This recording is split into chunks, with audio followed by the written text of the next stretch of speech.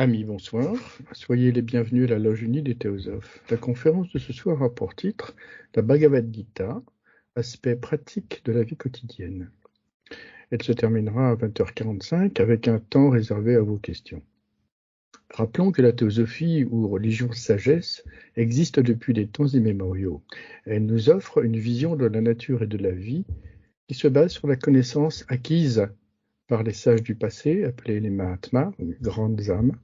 Cette connaissance n'est pas le fruit de l'imagination ni de la déduction, c'est une connaissance de fait, vue et expérimentée par ceux qui consentent à se plier aux conditions requises pour voir et connaître. Voici ce qu'écrit William Kanjoj dans la préface de la Bhagavad Gita. La Bhagavad Gita tente à inculquer deux choses à l'individu. D'abord, l'oubli de soi, puis l'action. De l'étude de ce poème et de son application à la vie, naîtra la croyance qu'il y a un seul esprit et non plusieurs, que nous ne pouvons pas vivre pour nous seuls, mais devons arriver à réaliser qu'il n'y a pas de séparativité et qu'on ne peut se soustraire au karma collectif de la race à laquelle on appartient et finalement que nous devons penser et agir conformément à cette croyance. Voici maintenant la conférence, la Bhagavad Gita, aspect pratique de la vie quotidienne. Alors, la conférence, comme il a été dit, porte sur cet ouvrage qui s'appelle la Bhagavad Gita, que beaucoup d'individus ont parmi les participants connaissent. Et donc, on va pas redécrire tout l'ouvrage, si ce n'est dans le but d'expliquer que c'est un livre mystique qui appartient à la tradition, on va dire, hindouiste d'une manière historique. C'est une épopée, c'est-à-dire toute une conversation et un récit avec un héros ou des héros, et qui ont à la fois un côté historique, comme dans le cas de Ulysse, et puis aussi un côté qui est plus, on va dire,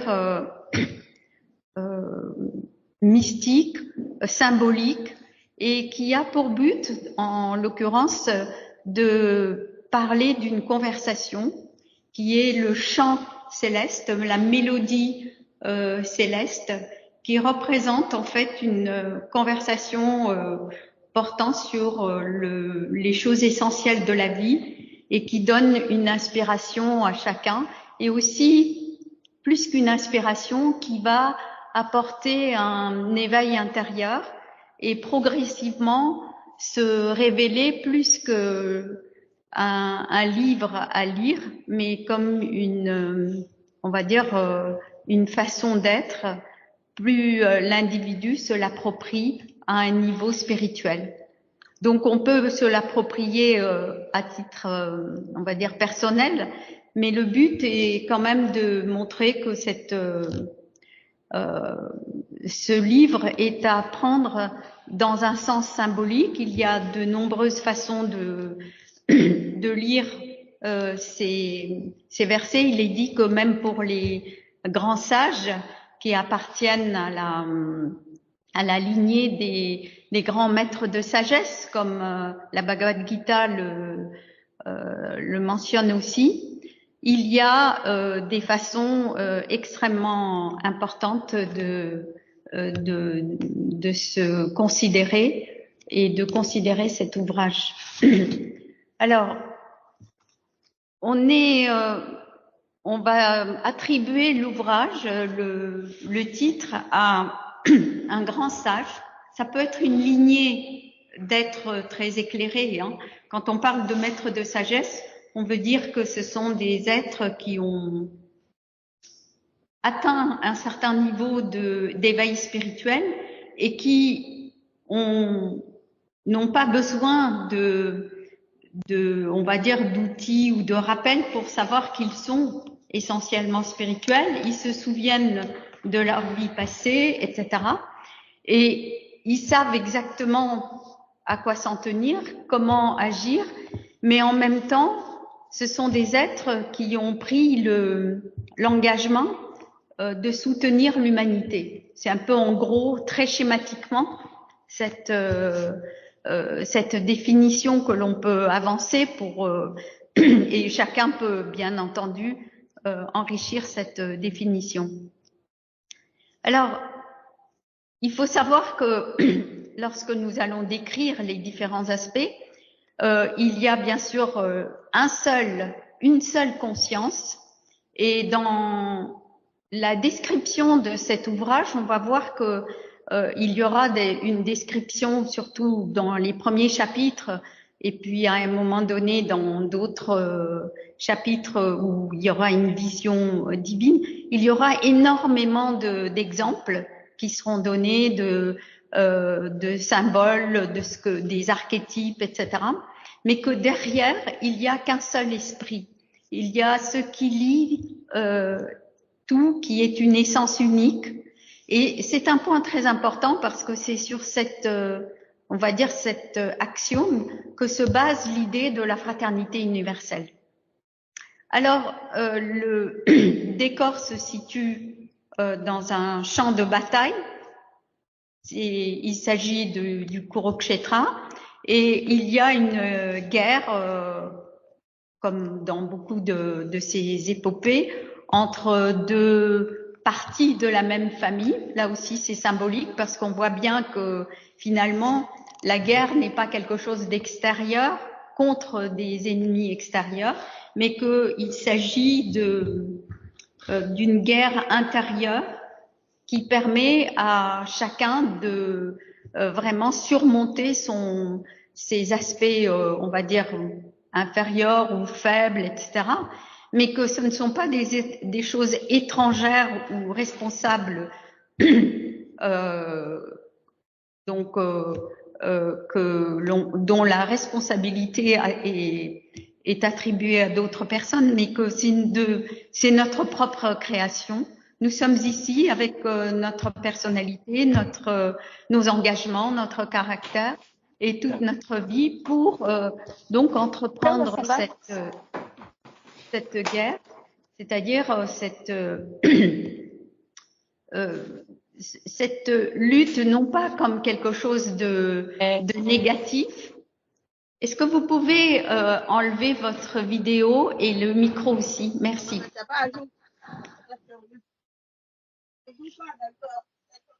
On entend une voix, donc si vous pouvez rester discret et couper votre micro. Merci. Donc l'idée, c'est que on est dans un champ de bataille qui représente cette vie, et il y a deux familles qui sont, on va dire, qui s'opposent. Une famille avec 5 frères et Krishna à leur côté, et on donnera quelques explications. Les 5 frères sont ce qu'on appelle les Pandus, et Arjuna, notre héros, qui représente en fait nous-mêmes en quête d'une vie spirituelle. Cet Arjuna est un puissant archer, et c'est lui qui va être à la tête, non pas en tant que général parce que c'est son frère aîné, mais en tant que archer, on va dire, le plus valeureux. Et nous aurons dans quelques minutes aussi quelques réflexions sur cet archer. On va aussi avoir comme protagoniste Krishna, qui est celui qui va être son cocher, mais qui ne va pas utiliser les armes, contrairement à Arjuna qui est cet archer.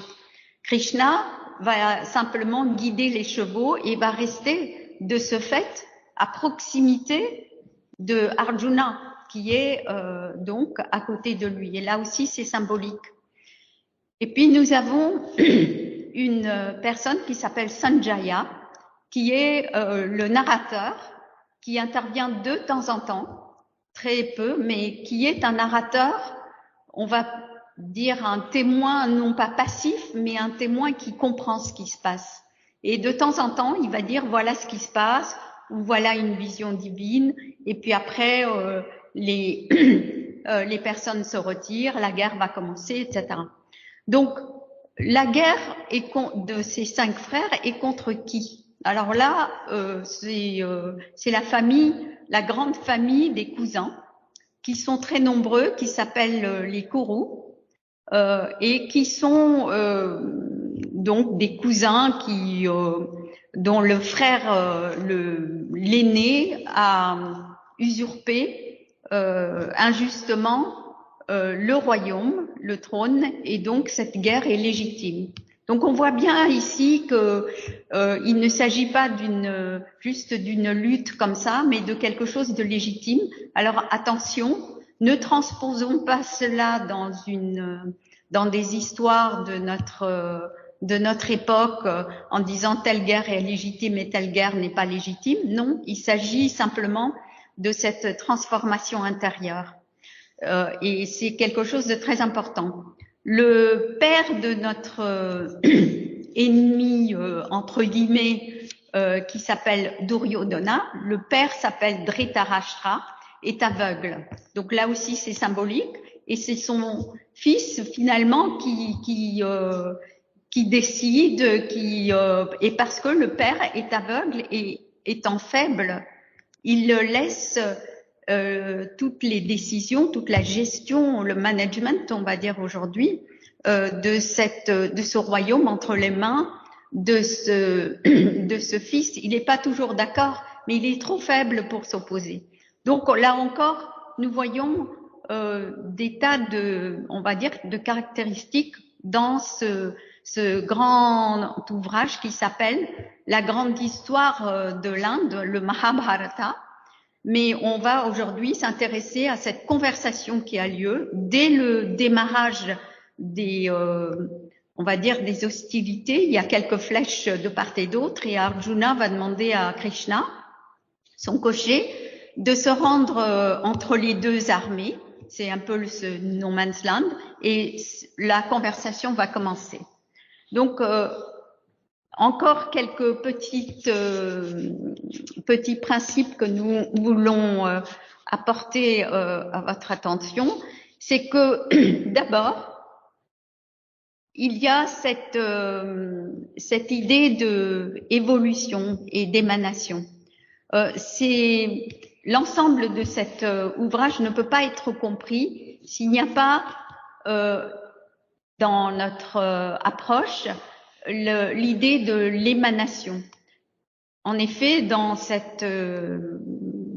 contexte, tout l'univers, tous les univers, y compris bien entendu l'être humain, sont des émanations d'un principe, c'est-à-dire où il y a un déploiement spirituel de quelque chose de très pur et de homogène qui progressivement va se déployer et va prendre va descendre, comme on pourrait dire, de plan en plan, en se revêtant d'instruments de plus en plus matériels et denses.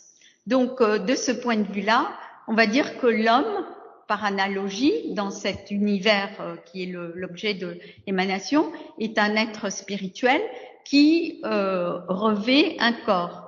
Et cette idée va être importante parce qu'à un moment donné, dans les chapitres, on va appeler cet être le Dehi, c'est-à-dire on utilise juste ce mot pour montrer que c'est l'âme qui est incorporée. Mais on va pas épiloguer sur les termes sanscrits parce que le but est de redonner les idées de manière simple. Et chacun peut poser des questions après. Alors, donc, cette évolution est progressive et elle se fait non pas de manière, on va dire, accidentelle et non logique, mais il y a une logique. Et dans cette logique, la doctrine de réincarnation et de karma auront un rôle. Pourquoi? Parce que cette doctrine va montrer que ces deux lois jumelles réincarnation, c'est-à-dire réincorporation dans certains cas et réincarnation pour l'être humain, va suivre une logique avec des effets qui vont être ajustés à des causes sommées.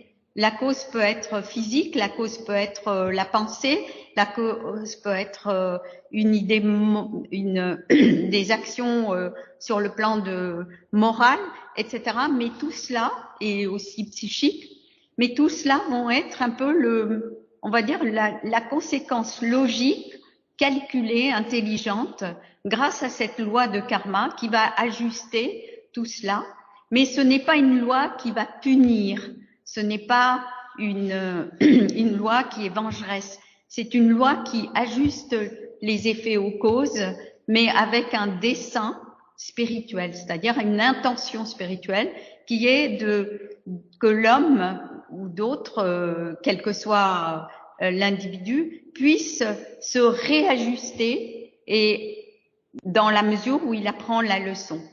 Donc c'est dans ce sens-là qu'il faut comprendre cette idée de l'évolution et de yoga, parce que on va voir que plus l'individu va comprendre et avancer, plus il y a cette idée de méditation, parce qu'au fond de l'être, il y a cette étincelle spirituelle qui a une présence, et c'est une présence qui n'est pas moi je. Alors après, chacun a son schéma individuel et il va attribuer cela à des hiérarchies, à des individus, à des maîtres, à un dieu personnel, etc.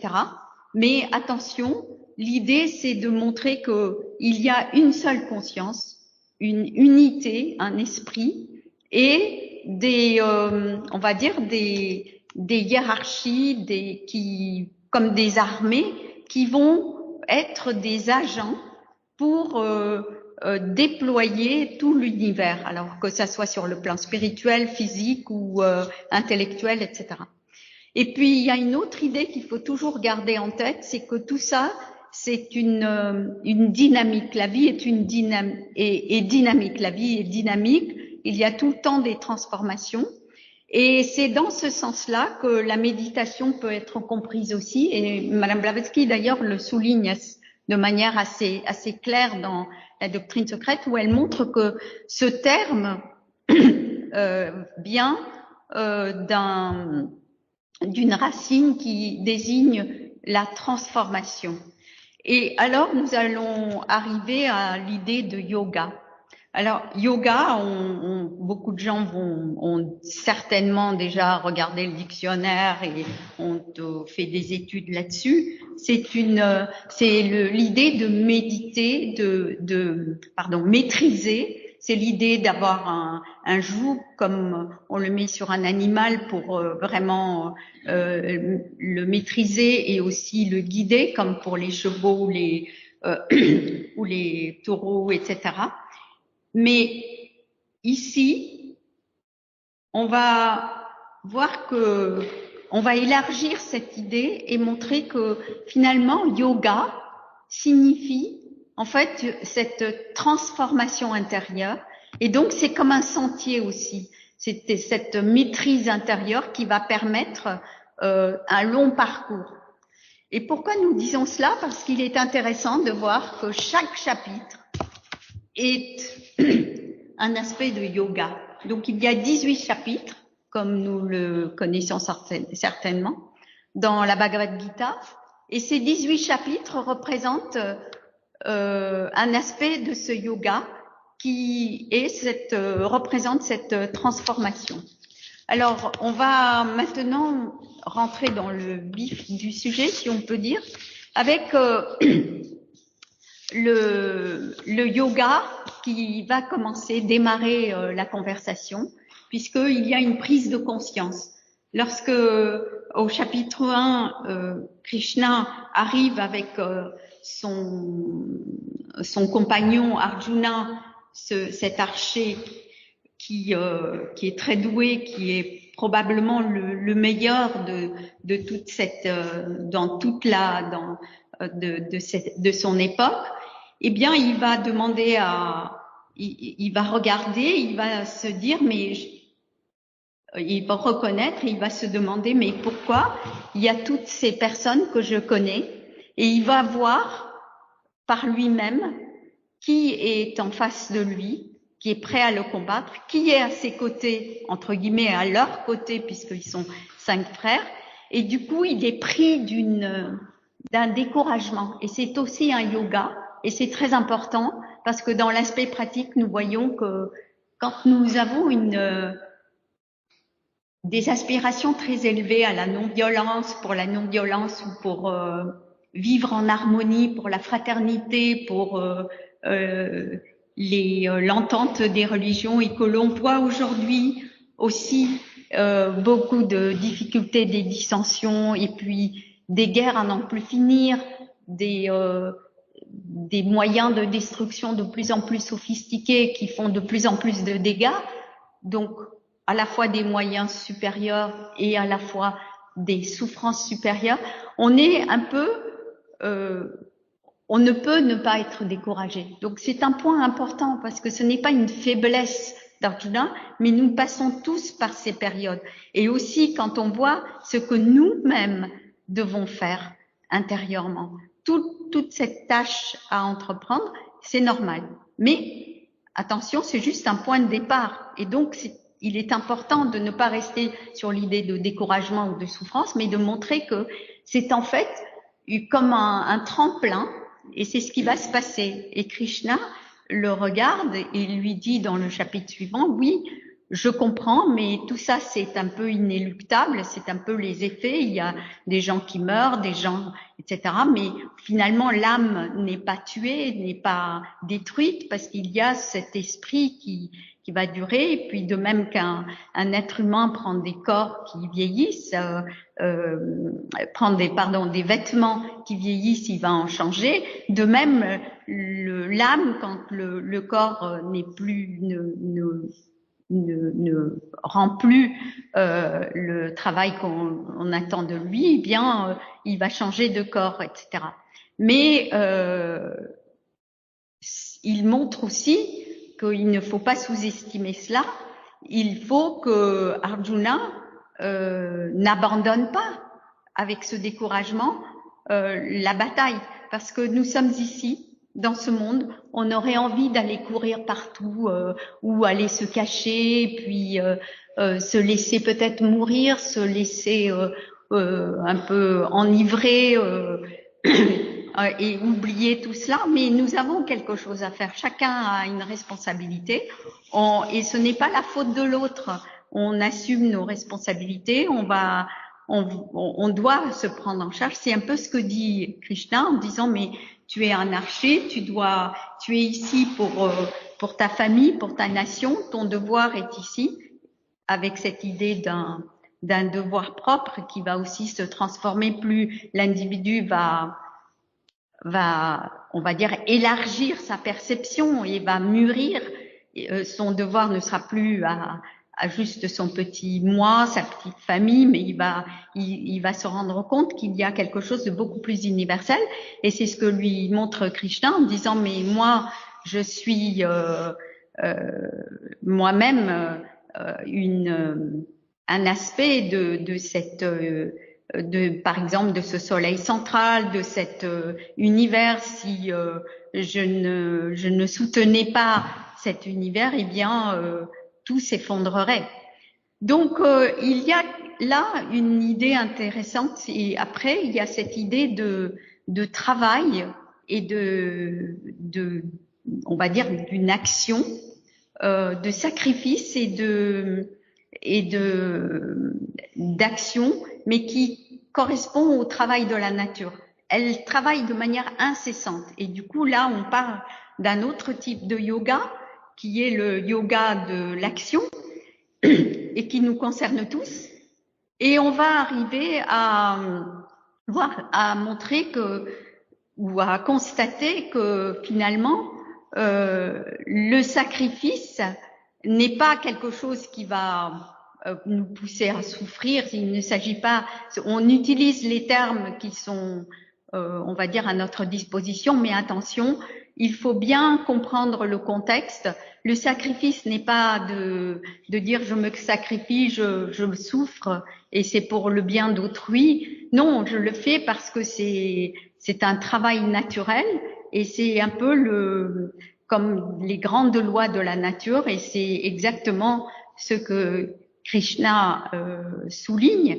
Et il dit que cet aspect-là est extrêmement, on va dire, une nécessité parce qu'il se rend compte que il le fait à la fois par devoir, mais dans le sens le plus noble du terme, et puis il le fait aussi pour apporter en fait sa contribution à la rotation de cette vie, cette vie comme un grand cercle ou une sphère et qui doit bouger, qui est tout le temps là, dynamique. Et donc voilà. Et dans chaque, on va dire, dans chaque chapitre, il y a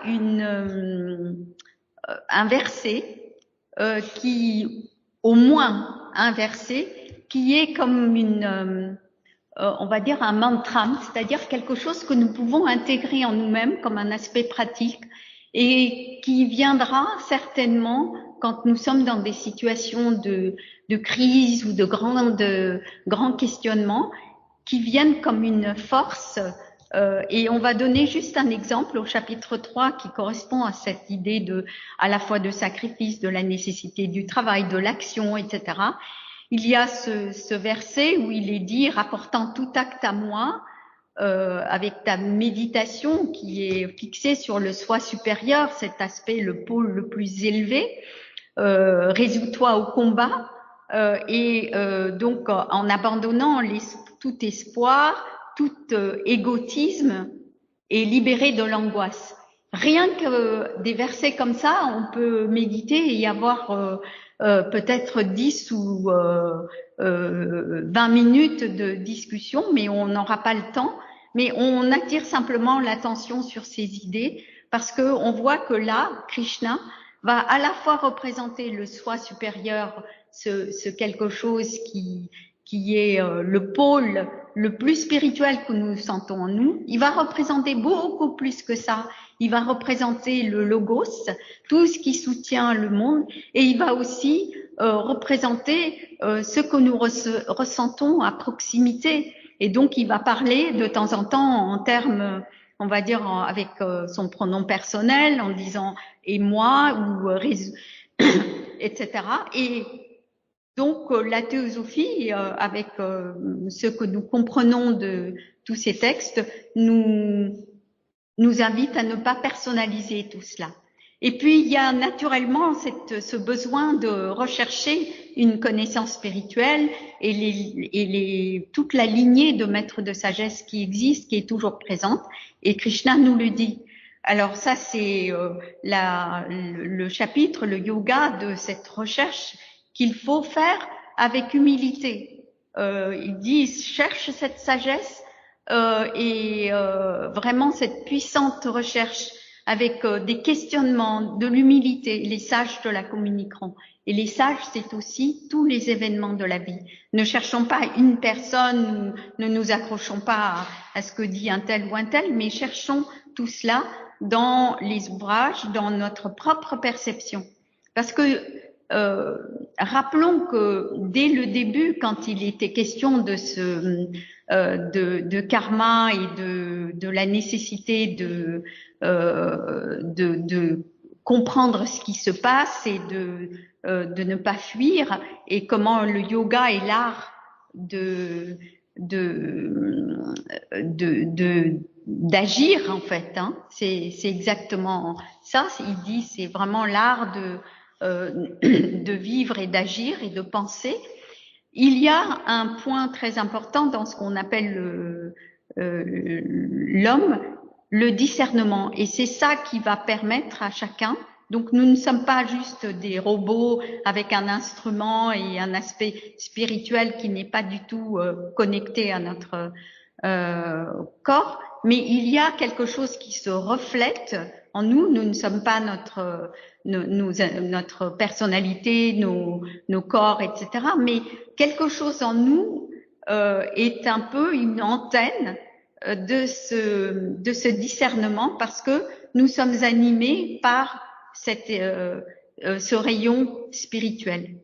Et donc, après avoir cherché aussi attirer l'attention sur la nécessité de rechercher cette sagesse, Krishna va tout de suite montrer qu'il y a des aspects là qui vont être à la fois de renoncement, c'est-à-dire de maîtriser de plus en plus cette idée de ne pas être un individu séparé des autres, mais de montrer qu'on est à l'intérieur de cet univers, on fait partie intégrante de l'humanité. Et de ce point de vue-là, il y a donc naturellement cette idée de l'impersonnalité qui nécessite un renoncement. Donc il y a l'action, la dévotion, etc. Il va montrer que l'assimilation est des deux côtés. C'est-à-dire qu'il ne s'agit pas de fuir et de dire je renonce à tout, mais il y a ce qu'on appelle l'assimilation, c'est que tout est nécessaire, cette incarnation est nécessaire. Et progressivement, au fur et à mesure qu'il y a à la fois cette maturité, cette intériorisation, il y a bien sûr la nécessité de se retirer intérieurement, de contempler, de retrouver quelque chose. Et là, on va parler de cette phrase qui veut dire élever le soi par le soi. Hein, donc, c'est-à-dire que nous hissons intérieurement pour la purification, la transformation, l'assimilation, et aussi pour un point important, Krishna va souvent dire prends asile, utilise mon côté spirituel comme un ashram en fait. Et cette idée est justement à ne pas prendre au niveau personnel, mais comme un endroit où on va se recueillir et aussi se ressourcer. Et c'est aussi ce qui va permettre à Arjuna d'avoir cette perception d'une seule essence, mais par lui-même, par ses sens intérieurs, mais bien entendu, il va être accompagné. Et dans les autres chapitres, et là on va aller assez vite parce que sinon on va être débordé et notre ami n'aura plus de place tant pour répondre à des questions, il y a progressivement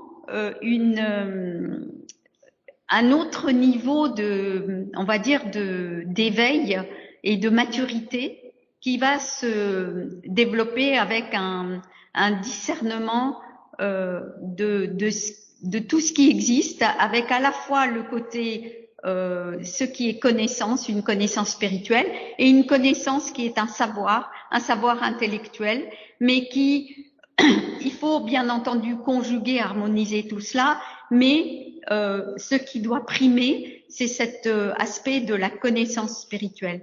Et c'est là où il y a tout le pouvoir de discernement spirituel, de pouvoir de concentration.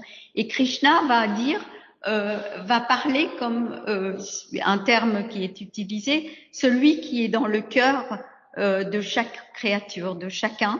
Et c'est le terme par lequel de temps en temps Arjuna va l'appeler ou va s'adresser à Krishna. C'est celui qui existe, qui est Vasudeva, c'est qui est dans le cœur, cette essence qui est dans le cœur. C'est déjà cette capacité de voir dans les gens les plus vils, les gens les plus ceux qui sont là, qui sont complètement pris dans l'erreur. Bon, cet individu qui fait partie de l'humanité et qui est de la même essence que nous. Il ne s'agit pas de dire tout le monde il est beau, tout le monde il est gentil, mais de montrer qu'il y a la capacité, et on le verra dans le chapitre 16, comment cette capacité de la reconnaissance de cette non-séparativité va nous permettre d'avoir un lien très fort avec l'humanité et de ne pas laisser tomber l'humanité quand un individu avance en spiritualité. Et après, il y a d'autres aspects qui sont beaucoup plus occultes et qui ont trait à cette idée de l'émanation. S'il n'y a pas la doctrine de l'émanation, on ne peut pas le comprendre.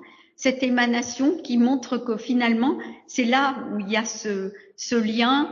Madame Blavatsky appelle cela le fil, comme un fil qui va nous permettre d'être accrochés.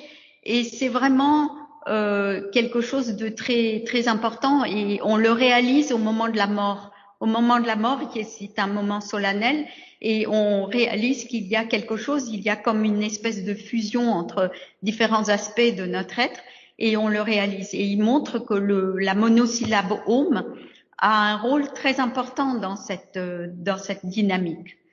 Et puis progressivement, et c'est quelque chose que ceux qui vivent et qui ont côtoyé probablement dans une culture similaire où les gens pensent que c'est un ouvrage qui est vivant, eh bien, ils se rendent compte de l'importance de ces idées.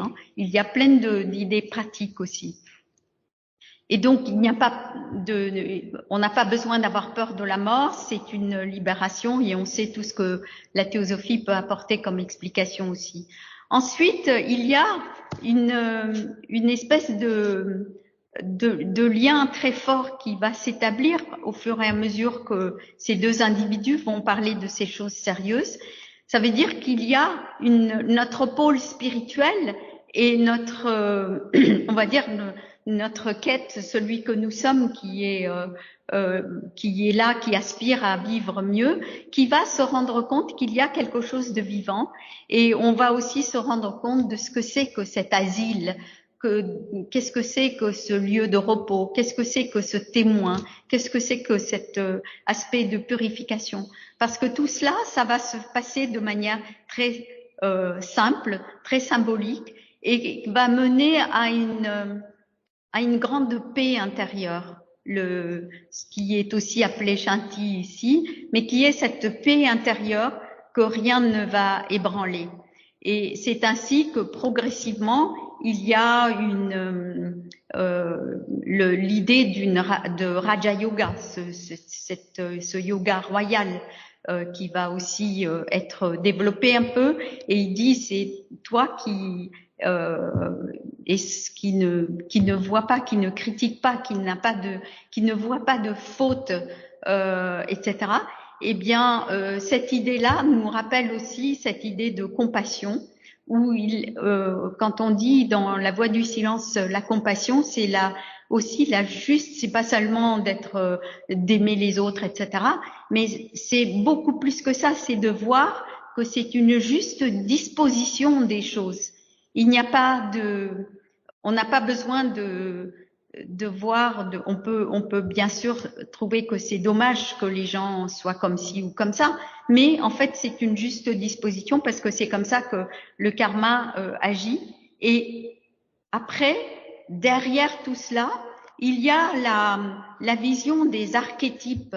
Là aussi, c'est un yoga, c'est une vision que l'individu va voir, et il va reconnaître finalement qu'est-ce qui soutient tout cela. Même des gens qui souffrent, qui sont perturbés, qui sont dans des zones de conflit, etc.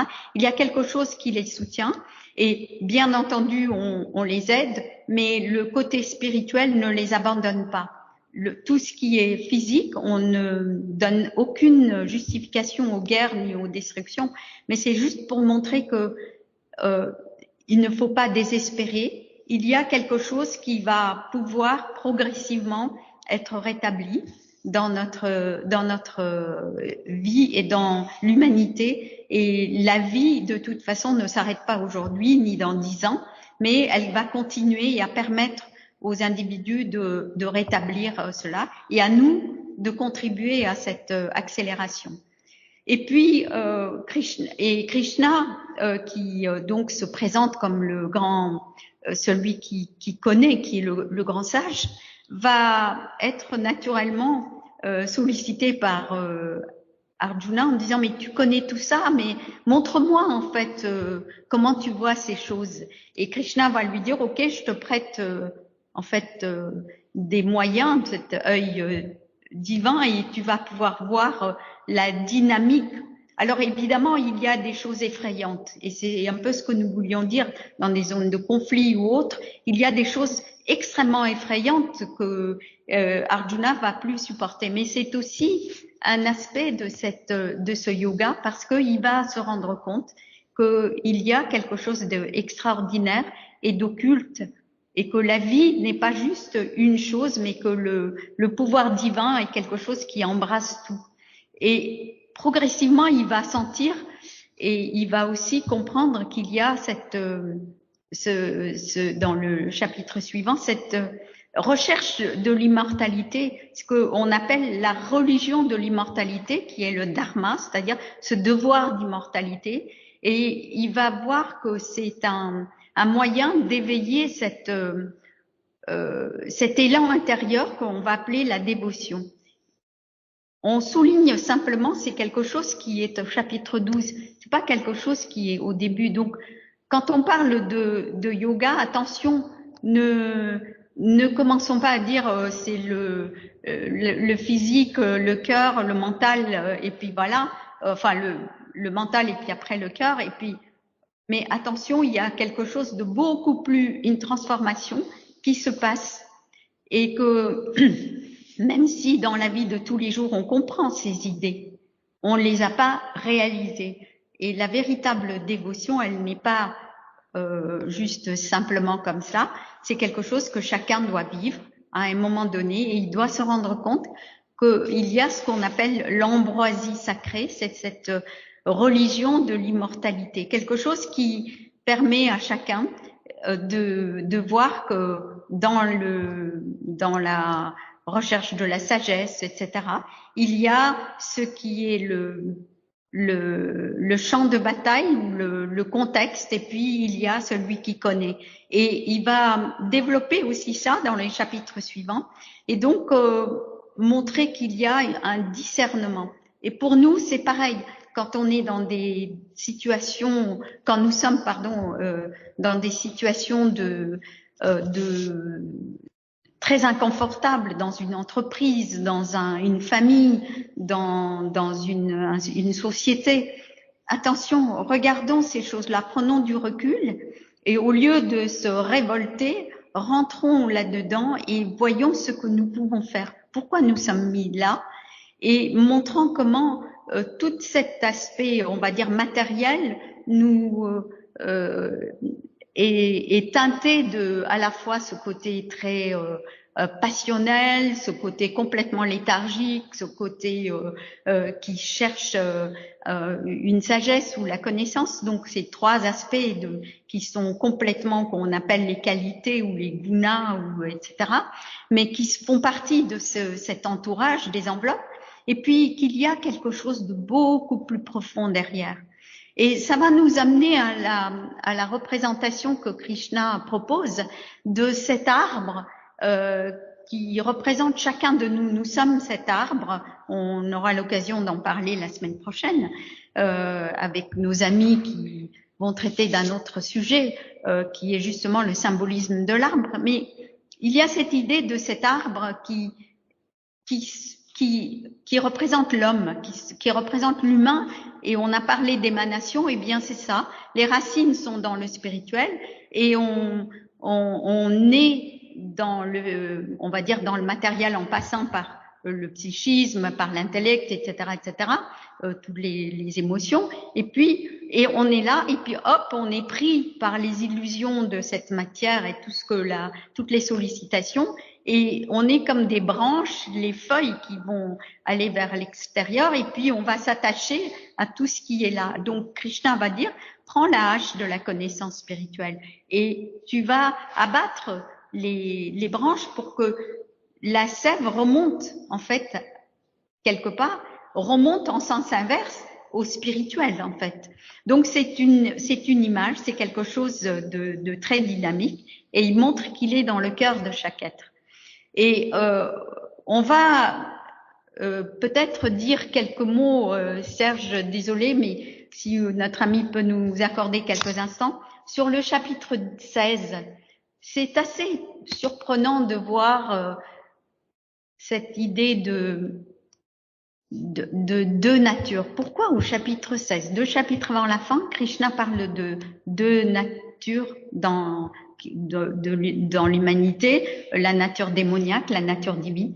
Eh bien, ce n'est pas pour dire il y a les bons et les méchants et que c'est une dichotomie. Non, il y a quelque chose de beaucoup plus élevé et qu'il y a, par rapport à la façon dont nous vivons, la façon dont nous nourrissons, la façon dont que nous croyons, etc., donc qui sont symbolisés par la nourriture, le sacrifice, la discipline, l'austérité, etc.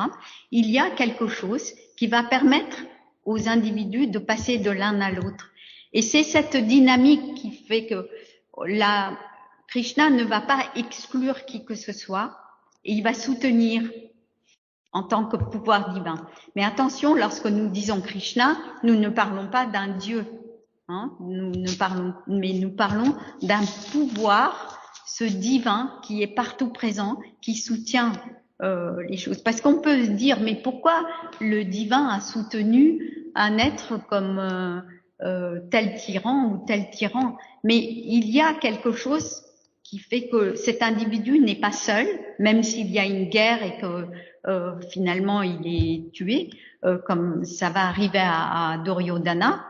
Mais derrière, il y a un sens, un dessein, et même en faisant cela, en s'engageant dans cette bataille, Krishna montre que Arjuna qu'il faut qu'il se transforme à l'intérieur de lui pour ne pas sentir cette séparativité. Donc il n'y a pas de haine, il n'y a pas de partialité. Et à la fin de ce chapitre, encore une fois, on voit au chapitre 18, Krishna dire à Arjuna, il y a dans le cœur de chaque être ce pouvoir divin, cette étincelle, cette Ishvara, et il dit prends refuge en lui. Donc toujours cette idée d'asile.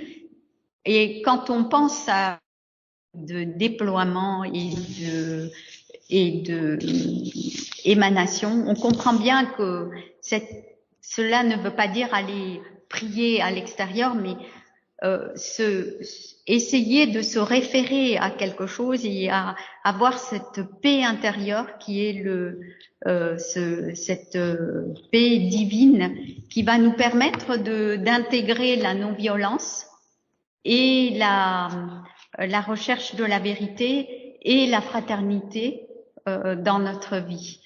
Donc on a essayé on a parcouru vraiment à vitesse grand V. Merci de la patience et on va laisser la place aux questions.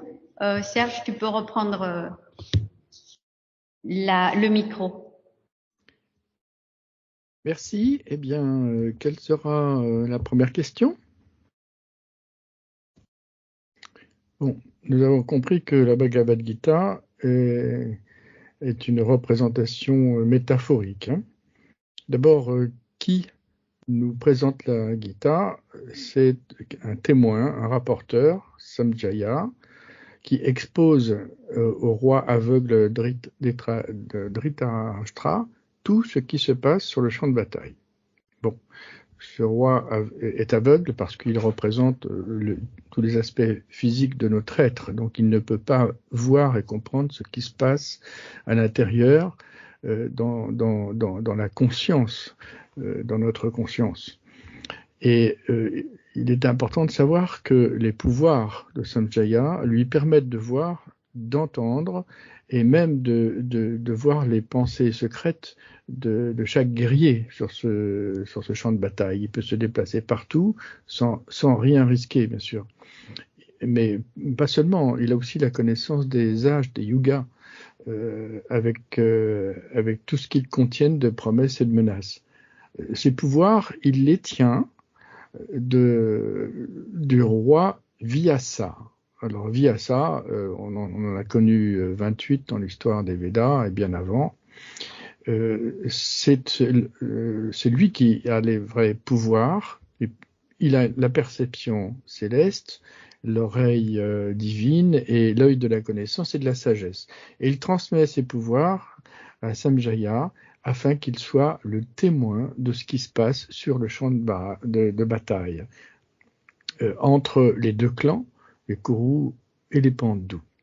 Donc ces deux clans représentent évidemment les deux aspects de notre être, l'aspect matériel, physique, psychique, terrestre en définitive, et l'aspect intérieur qui soutient tout l'être, qui est l'aspect spirituel, mais dont on n'a pas encore conscience.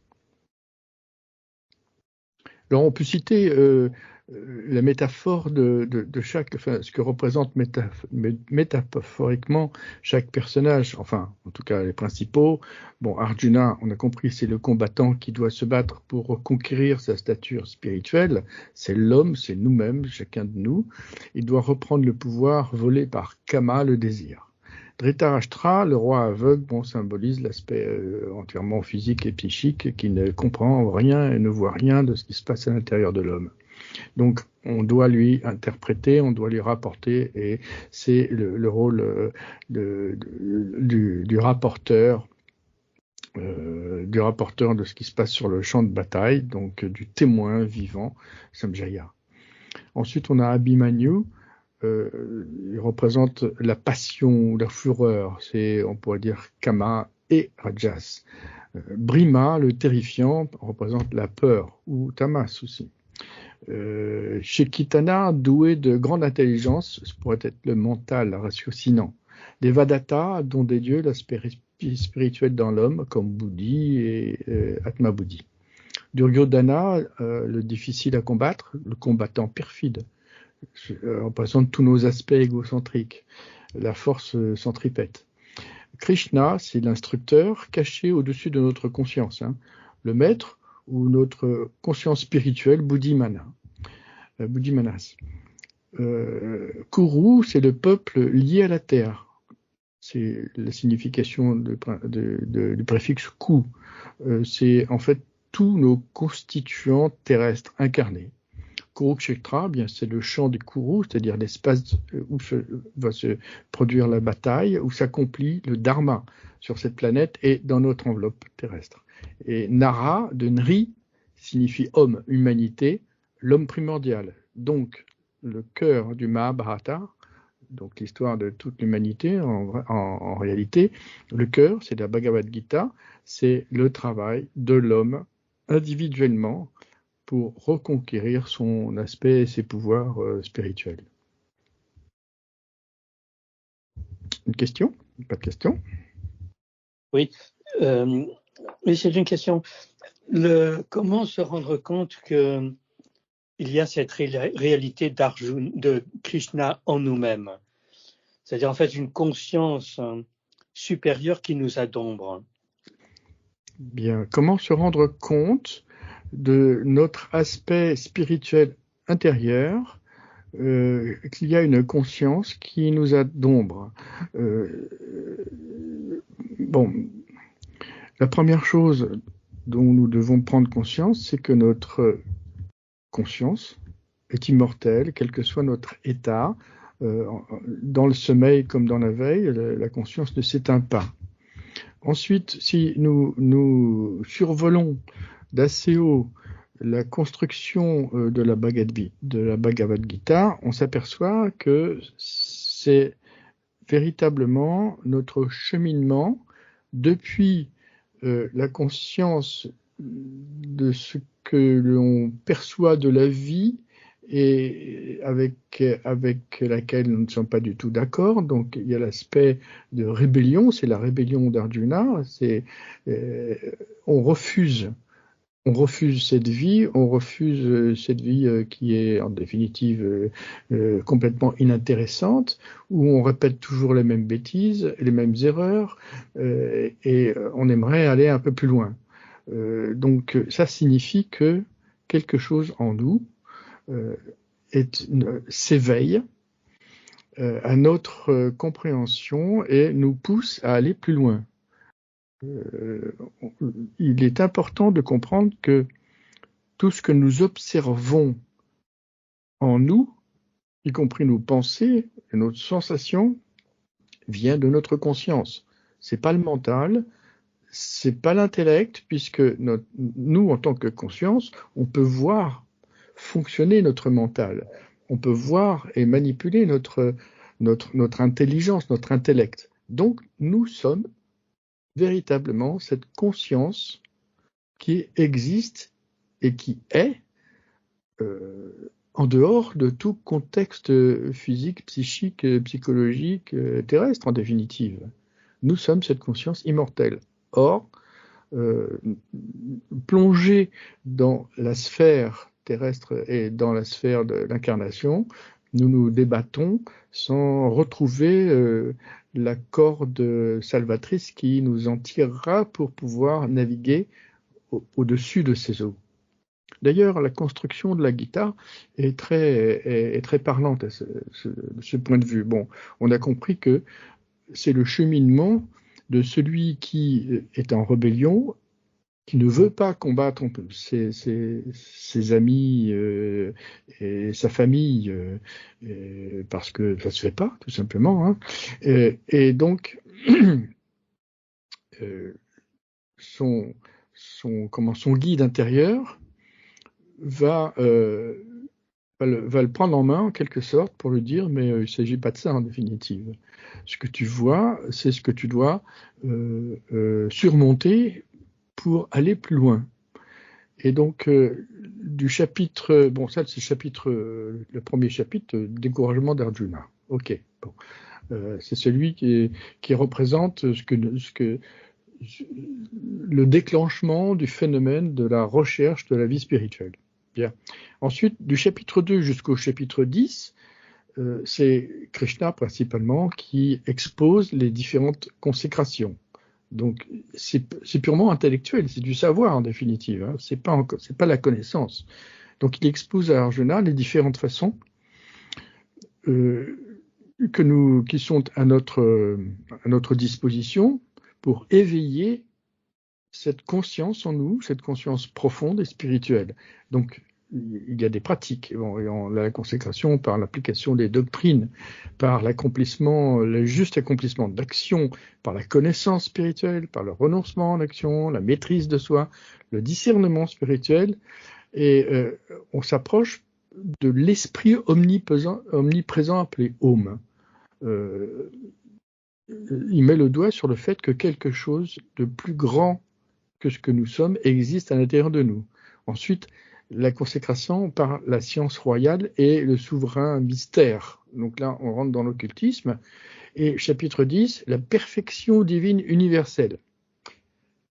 À ce stade-là, chapitre 11 donc, tout bascule, car Krishna, donc notre être intérieur, notre maître intérieur, montre ce qu'il est réellement. C'est-à-dire qu'en fait, toute la création et l'existence du cosmos, et pas seulement, aussi toute l'énergie et toutes les interactions. Bref, il est tout simplement l'être T qui fait que tout l'univers existe. Et à partir de ce chapitre 11 et de ce que perçoit Arjuna, tout bascule, tout change. Tous les autres chapitres ne font plus appel au savoir, mais à l'expérience intérieure et la connaissance. Donc on a la consécration par la foi, la distinction entre Kshetra et Kshetrajna, c'est-à-dire Kshetra, c'est notre sphère individuelle mortelle sur la Terre, incarnée, et Kshetrajna, c'est notre conscience, c'est-à-dire le connaisseur de Jnana, la science ou la connaissance, c'est l'esprit incarné, le Purusha. Après, les étapes vont de la séparation des trois qualités, Sattva, Rajas, Tamas, comment on les sépare, comment on les perçoit d'abord. Ensuite, la connaissance de l'esprit suprême, donc là c'est déjà la démarche du yogi, là on est en plein dans l'exercice du yoga. Grâce à cela, les canaux spirituels s'ouvrent dans l'homme intérieur et il peut discerner la véritable nature entre la nature divine et démoniaque. Donc, ce qui va le tirer vers le haut et ce qui va, au contraire, le tirer vers le bas. Et enfin, chapitre 17, la consécration en rapport avec les 3 sortes de foi. Donc, la vérité, l'action et l'indifférence. C'est sattva, rajas et tamas. Pour enfin aboutir à l'état de disciple, c'est véritablement la transmutation de l'homme et du yogi en maître, en définitive. C'est la consécration en rapport avec le renoncement et la libération finale.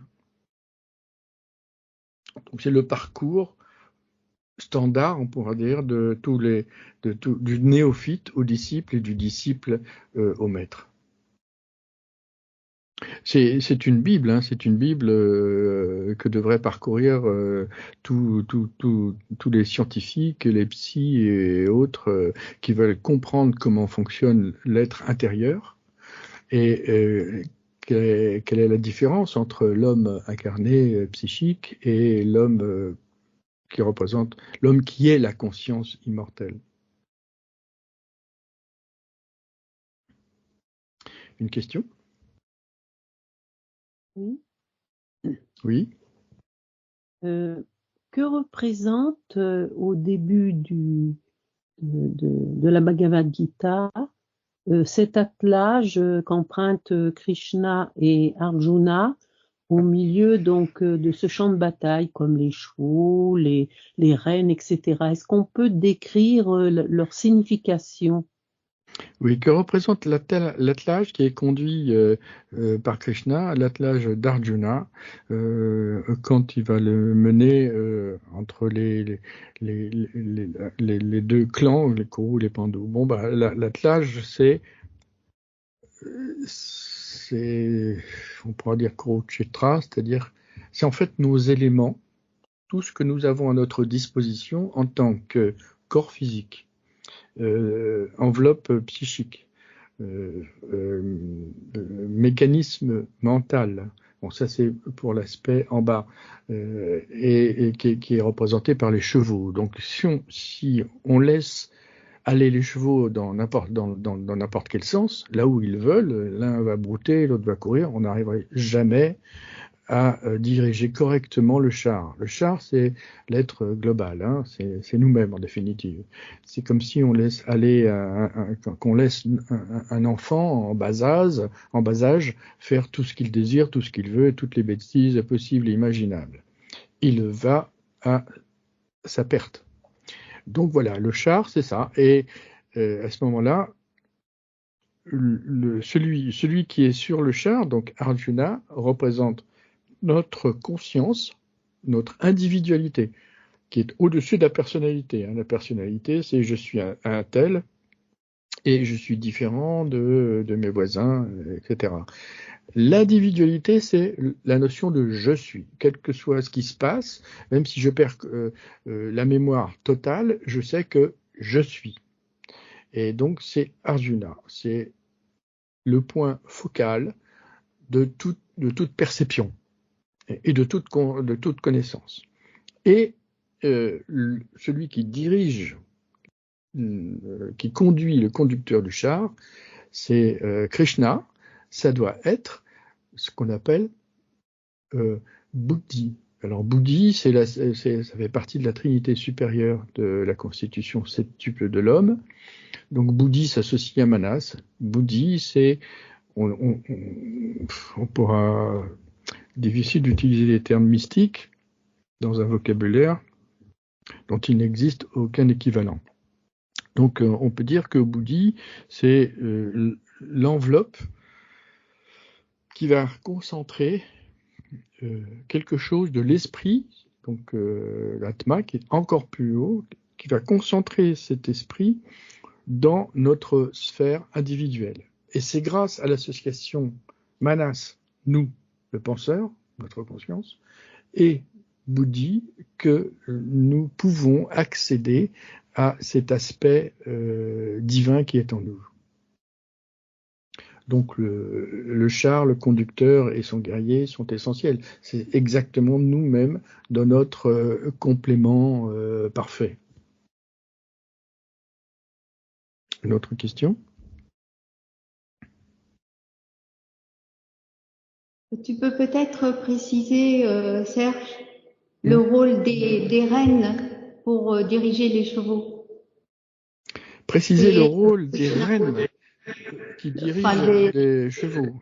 J'ai pas la référence tout de suite, là, mais bon, il est clair que ces reines, c'est tout ce qui nous relie, enfin nous relie, nous en tant que conscience, nous devons prendre les rênes qui sont les moyens qui sont à notre disposition pour conduire le char, d'abord pour conduire les chevaux. Ben, les chevaux, c'est toutes nos passions et toutes les exigences de notre corps physique. Donc nous avons des exigences physiques, nous avons des exigences psychiques et des exigences personnelles. Donc bon, le psychisme et la personnalité, ce sont des constructions qui se font au fur et à mesure de notre vie. Donc notre personnalité a une partie qui est qui vient de notre karma passé, plus ce que nous ressentons et les règles que nous construisons dans notre mental vis-à-vis de ce que nous percevons avec nos sens. Donc les rênes, c'est le moyen que nous apportent les enseignements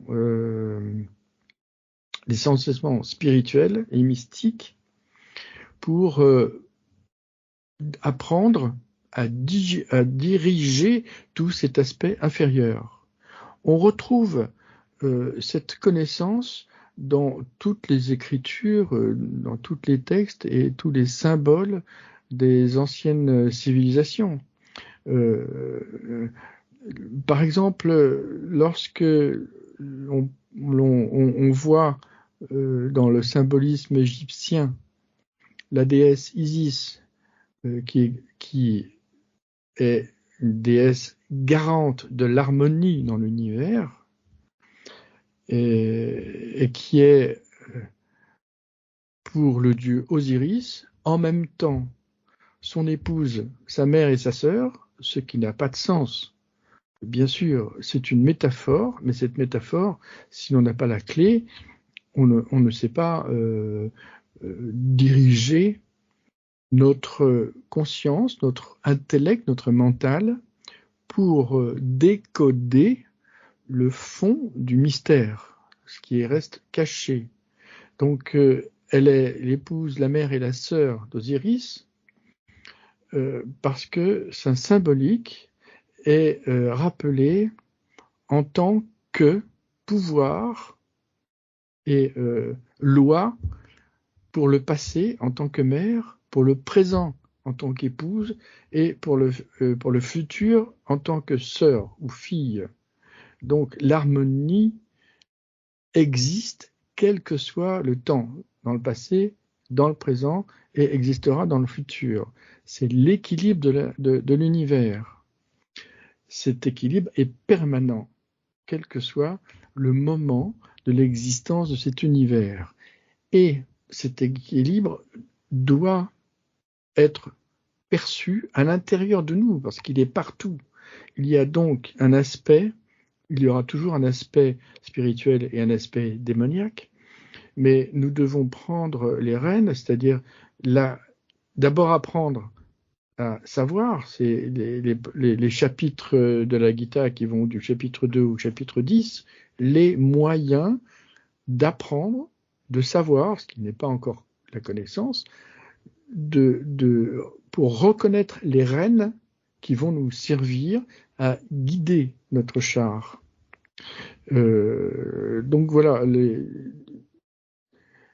les anciens mystères, qu'ils soient égyptiens, chaldéens, etc., c'est pas de la science-fiction, hein, c'est pas une bande dessinée, c'est pas des croyances stupides.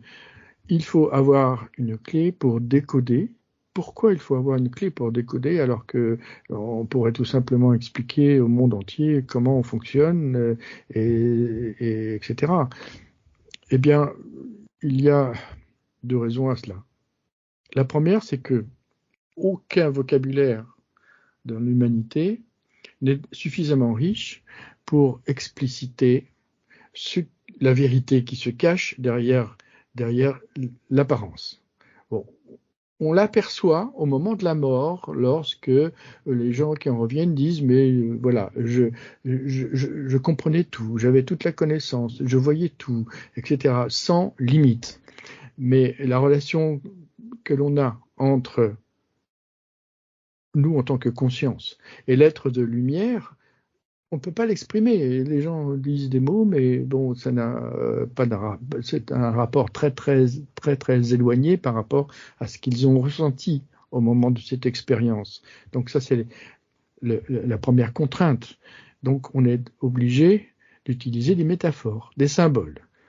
La deuxième raison pour que ce savoir, cette connaissance soit cachée, soit occulte, c'est qu'elle ouvre la porte à un pouvoir qui est sans limite.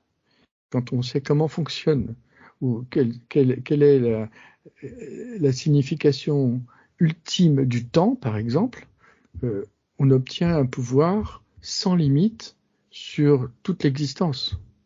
Et donc ça, on ne peut pas mettre entre les mains de tout le monde. On peut bien le comprendre. Hitler avait suggéré et même ordonné que ses soldats lisent la Gita parce que cela justifiait le meurtre contre ses propres parents et ses amis. Parce que c'est écrit dans la Bhagavad Gita. Bon, ben ça c'est une lecture évidemment, éminemment au premier degré. Une autre question ? Oui. Comment comprendre ce partage des rôles ? On n'entend pas. Mais comment comprendre ce partage des rôles entre Krishna et Arjuna ? C'est Krishna qui déplace le char, donc positionne Arjuna dans certains lieux du champ de bataille, et Arjuna, lui, est le combattant. Alors, comment expliquer ce partage des rôles entre celui qui déplace le char et celui qui tient l'arme ? Oui. Comment expliquer cette ces différents rôles entre Krishna qui conduit le char et Arjuna qui détient l'arme? Eh bien, c'est simple. Krishna, c'est celui qui a la connaissance. Il s'incarne. D'abord, c'est suivant la couche spirituelle, le plan spirituel sur lequel on se place. Bon, Krishna ici est proche de l'homme.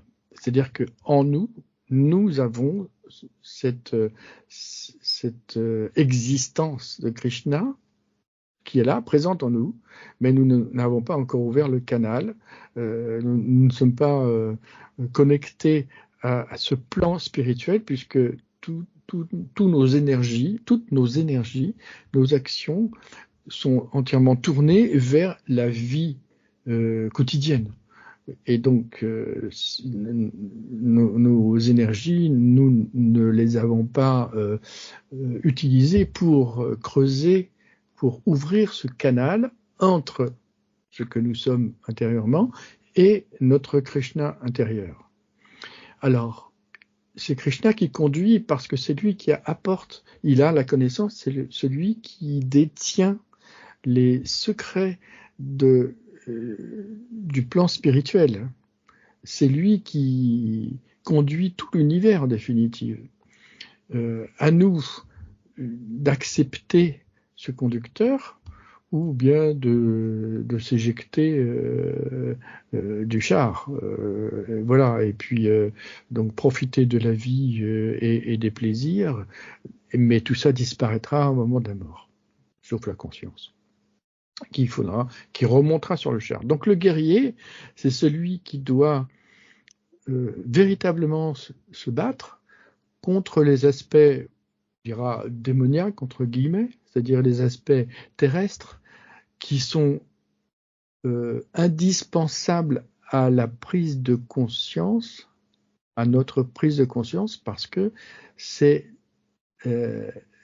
nos éléments terrestres agissent comme un miroir dans lequel la conscience peut se réfléchir, se refléter. Et comme un rayon de soleil qui traverse une vitre, on le voit lorsqu'il traverse la vitre, parce qu'il y a un aspect de la vitre, il y a un point focal dans la vitre où la vitre s'éclaire. Bon, voilà, la conscience en nous, c'est pareil. C'est l'association entre Krishna et les éléments terrestres, les éléments de l'incarnation. Donc les deux éléments sont absolument indissociables. L'univers émerge du Brahma, sans accent, en deux aspects. Il y a l'aspect de l'esprit, qui est inconnaissable, et l'aspect, on dira, matériel. Bon, c'est pas la matière atomique, baryonique, mais c'est un aspect qui va permettre l'agrégation d'éléments matériels jusqu'au plan physique que nous connaissons. Entre les deux circule le pouvoir, l'énergie, le pouvoir du grand serpent qui va faire transiter le plan de l'esprit, du puja, le plan d'émergence de l'esprit dans l'apparition de cet univers, dans la matière. Donc il y a une intelligence qui va prendre ce plan et qui va travailler sur ce plan d'existence pour que tout existe. Voilà. Bon, ça c'est aussi la position de Krishna à l'intérieur de nous-mêmes, en définitive, c'est notre relation avec le monde spirituel. Amis, nous avons même dépassé l'heure.